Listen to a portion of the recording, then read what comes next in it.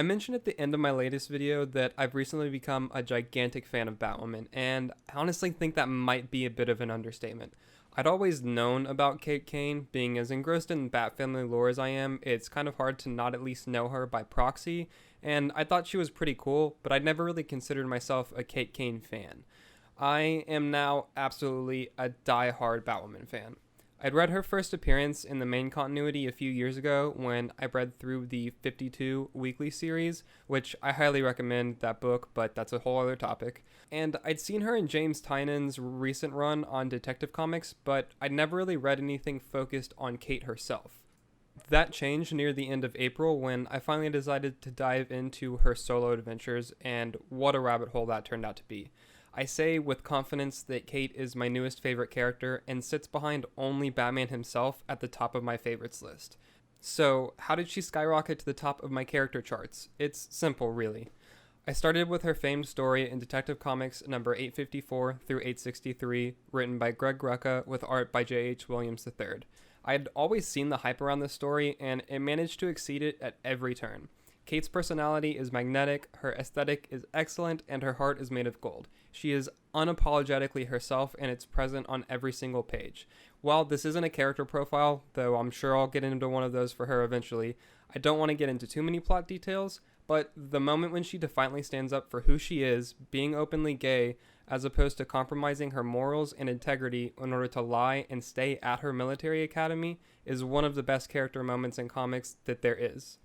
The tech run by Rucka and Williams, though short, is sublime. It establishes her character, her tragic past, and her reason for wearing the bat.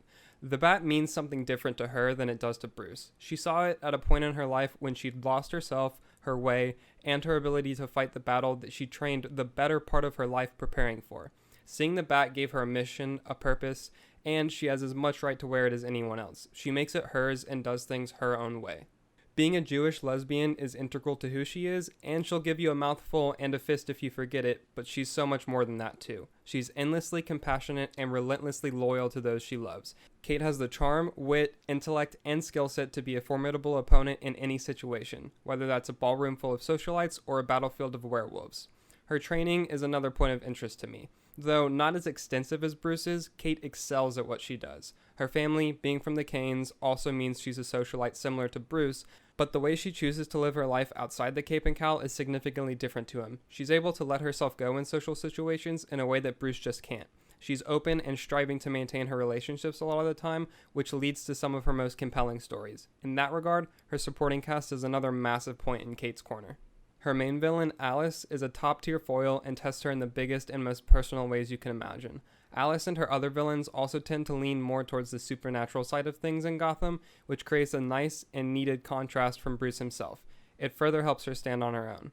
As Batman has Alfred in the Batcave, Kate has her father Jacob Kane at their base, and their dynamic is a joy to read. The two bounce off each other like a loving father and daughter would, and their banter just feels natural. Jacob pushes her to bring out the best in her and does whatever he can to aid her in her mission.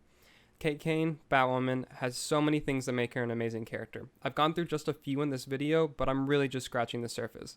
From being a pure badass through and through, to being an emotionally layered individual with a tragic past, seeking to make the world a better place, she deserves more attention than she gets. She's not just a female Batman, she's Batwoman, and she deserves the spotlight.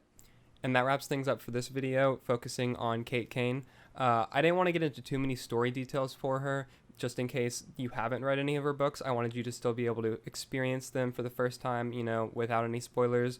I just really wanted to get people interested in the character. I think she's extremely underrated and deserves a lot more love than she gets. So hopefully this video has piqued your interest and you'll want to check out some of her stories. If you enjoyed this video, please be sure to leave a like down below. And also be sure to subscribe and hit that notification bell. I will be posting new videos every Monday and Friday. Next Monday's video will be part 2 in my favorite Batsuits series that I started this past Monday, so be sure to be on the lookout for that. And thank you again for watching. Later.